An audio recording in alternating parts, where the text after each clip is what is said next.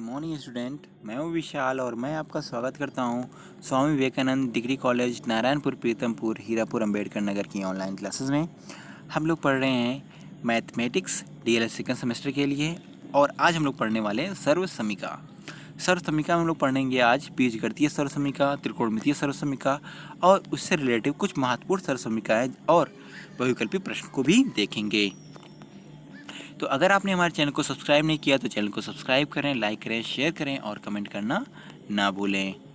तो सर्वसमीका होती क्या है, उसका अर्थ क्या होता है? सर्वसमीका में एक या एक से अधिक चर संख्याएं होती हैं। यहाँ पे लिखा हुआ एक या एक से अधिक चरों वाले समीकरण को सर्वसमीका कहा जाता है। तो हमने भी बता दिया हुआ एक से अधिक हमारे पास क्या होंगी, चर संख्याएँ होंगी, ठीक है ना। जिसमें लेफ्ट हैंड साइड या बायां पक्ष कह सकते हैं और दायां पक्ष के मान आपस में क्या होते हैं, बराबर होते हैं या फिर ये मान दूसरों को संतुष्ट कर रहे होते हैं, ठीक है ना। उसी को हम लोग क्या बोलते हैं, सर्वसमीका कहते हैं।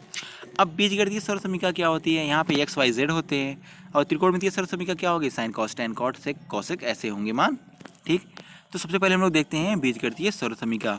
तो चर राशियों में ऐसे संबंध जिसमें दो पक्ष बराबर हों उसे बोलते हैं हम लोग क्या, बीजगणितीय सर्वसमीका बोलते हैं। जैसे यहाँ पे लिखा हुआ है देखिए, 3x प्लस का 5 is equal to 5x minus का 2x प्लस का 5 ये लिखा हुआ है। तो अगर हम लोग क्या करें, राइट हैंड साइड को हल करें तभी क्या मिल जाएगा, हमें वही मान मिल जाएगा जो लेफ्ट हैंड साइड में था। तो ये दोनों मान आपस में क्या है, बराबर हैं। तो इसे हम लोग बोलते हैं क्या, बीजगणितीय सर्वसमीका। जैसे हमारे पास क्या होता है, a माइनस बी का होल स्क्वायर का सूत्र होता है, तो उसको लिखते हैं हम लोग क्या, ए स्क्वायर माइनस का प्लस का बी स्क्वायर माइनस का 2ab लिखते हैं। तो ये मान किसके बराबर है, इसके बराबर है। तो ये भी हमारा क्या, एक तरह की सर्वसमीका है। यहाँ पर देखिए अगला एग्जांपल इन्होंने क्या लिया हुआ है, x प्लस का 5 का होल स्क्वायर इक्वल टू लिखते हैं हम लोग क्या, एक्स स्क्वायर प्लस का 25 प्लस का 10x। ये भी हमारा क्या होगा, सर्वसमीका होगा। तो जो भी यहाँ पे लिखा हुआ सारी की सारी क्या है, सर्वसमीका है, क्योंकि लेफ्ट हैंड साइड का मान राइट हैंड साइड के मान के बराबर हैं। अगर आपको बराबर सिद्ध भी करना है तो लेफ्ट हैंड साइड को क्या करो, ओपन कर लो, गुणा कर लो, अब यही मान आपको प्राप्त हो जाएगा। त्रिकोणमितीय सर्वसमीकाएं कौन कौन सी होती हैं, ठीक। तो यहाँ पर भी देख सकते हैं हम लोग, त्रिकोणमितीय जो सर्वसमीका हमारे पास होती है वो थीटा के रूप में, अल्फा के रूप में, बीटा के रूप में जो भी कोड बना रही होगी उससे हम लोग रिलेट कर सकते हैं, ठीक है ना। और इसके भी क्या होते हैं, दोनों पक्ष आपस में बराबर होते हैं। जैसे sine square theta plus cos square theta बराबर क्या होता है, एक होता है, ठीक। अगर इसको हम लोग हल करें तो हल करने में क्या मिलेगा हमें, तो साइंस लेफ्ट हैंड साइड से अगर देखें तो sine square theta plus cos square theta बराबर में अगर हम लोग थीटा बराबर क्या रख दें, एक रख दें, 90 रख दें, तो क्या मिल जाएगा यहाँ पे, साइन 90 का मान कितना होता है, 1 हो जाता है और कॉस 90 का मान कितना होता है, 0 हो जाता है। यानी कि यहाँ पे कह सकते हैं हम लोग कि यहाँ पर जो लेफ्ट हैंड साइड का मान है वो राइट हैंड साइड के मान के बराबर है। और यहाँ पे देखिए लिखा हुआ है cos theta divide by 1 plus का साइन थीटा बराबर 1 माइनस का sine theta divide by cos theta. इसको हम लोग को क्या करना है, हल करना है। तो अगर हम लोग के लेफ्ट हैंड साइड के मान राइट हैंड साइड के मान के बराबर आ गए तो ये हमारे सर्वसमीका होगी, अन्यथा सर्वसमीका नहीं होगी। तो क्या करते हैं हम लोग, तिर्यक गुणा कर लेते हैं। तिर्यक गुणा किया हम लोगों ने, यहाँ पे कॉस स्क्वायर थीटा बन गया लेफ्ट हैंड साइड में और राइट हैंड साइड में क्या बन गया हमारे पास, 1 माइनस का साइन थीटा 1 प्लस का साइन थीटा। यहाँ पे क्या हो जाएगा, A square minus B square का सूत्र बन जाएगा, ठीक है ना। अगर ये सूत्र बन गया हमारा तो क्या करेंगे अब हम लोग, उसको लिखते हैं 1 माइनस का साइन स्क्वायर थीटा लिख सकते हैं। 1 माइनस का साइन स्क्वायर थीटा बराबर क्या होता है, कॉस स्क्वायर थीटा होता है। यानी कि जो हमें लेफ्ट साइड में मिला था वही हमें मिल चुका है। तो देखा आपने कितना आसान सा तरीका है सब हल करने का, तो इसमें घबराने वाली कोई बात ही नहीं है। तो आप इसको आराम से सॉल्व कर सकते हैं। तो यहाँ पर देखिए कुछ सर्वसमीकाएं और लिखी हुई हैं। तो ए प्लस, ए आपने जो है पढ़ा होगा कक्षा 6 में ही पढ़ा होगा। तो यहाँ पे लिखा हुआ ए प्लस बी का होल स्क्वायर बराबर क्या होता है, A square plus B square plus का 2ab होता है। ए भी एक सर्वसमीका है। ए माइनस बी का होल स्क्वायर बराबर क्या होता है, A square plus B square minus का 2ab होता है। ए भी एक सर्वसमीका है।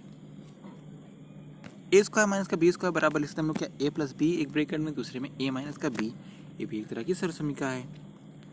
A cube plus B cube बराबर क्या होता है, एक ब्रैकेट में ए प्लस बी होता है, दूसरे ब्रैकेट में होता है A square plus B square minus का ए बी होता है। ए भी एक तरह की सर्वसमीका है। ए क्यूब माइनस का बी क्यूब बराबर क्या होता है, यहाँ पे आप देख सकते हैं ए माइनस का बी एक ब्रैकेट में, दूसरे ब्रैकेट में हो जाएगा A square plus B square plus का ए बी होता है। ए भी एक तरह की सर्वसमीका है। ए प्लस बी का होल क्यूब बराबर क्या होता है, A cube plus B cube plus का 3ab ब्रैकेट में ए प्लस बी। ए भी एक तरह की सर्वसमीका है। ए माइनस बी का होल क्यूब बराबर क्या होता है, ए क्यूब माइनस का बी क्यूब माइनस का 3ab ब्रैकेट में ए माइनस का बी। ए भी एक तरह की क्या है, सर्वसमीका। ये सारे के क्या सूत्र हैं, आपको याद होने चाहिए, क्योंकि एग्जाम में हो सकता है क्वेश्चन पूछ ले इसी पे, है ना। या पूछ लेगा कि इसका फार्मूला क्या होता है बहुविकल्पी में भी, ठीक है ना, या फिर दे देगा, या राइट साइड में दे देगा और लेफ्ट हैंड साइड का जो मान होगा वो पूछ लेगा आपको विकल्प में। ठीक, तो अगला हम लोग को देखना है यहाँ पे, देखिए a प्लस बी प्लस सी का होल स्क्वायर का जो सूत्र होता है वो क्या होता है, वो होता है A square plus B square plus C square plus 2ab plus 2bc plus 2ca होता है। आर माइनस एस का होल स्क्वायर का सूत्र क्या होगा, उसको हम लोग लिख सकते हैं क्या, आर प्लस का एस का स्क्वायर माइनस का 4r भी लिख सकते हैं। तो ये सारे के सारे जो सूत्र लिखे हुए हैं ये आपको याद होने चाहिए ज़बान पे ही। ठीक, अगर आपको याद नहीं हो रहे हैं तो आप इसको लिख लिख के प्रैक्टिस कर सकते हैं। अब देखेंगे बहुविकल्पी प्रश्न। तो दो ही बहुविकल्पी प्रश्न इसमें दिए गए हैं।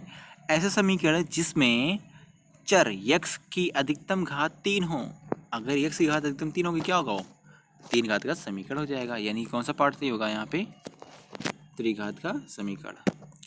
और यहाँ पे 3x स्क्वायर प्लस का 5x प्लस का 2 कौन सा समीकरण बनाएगा, यहाँ पे x की घात कितनी है, अधिकतम 2 है तो द्विघात का समीकरण बनाएगा।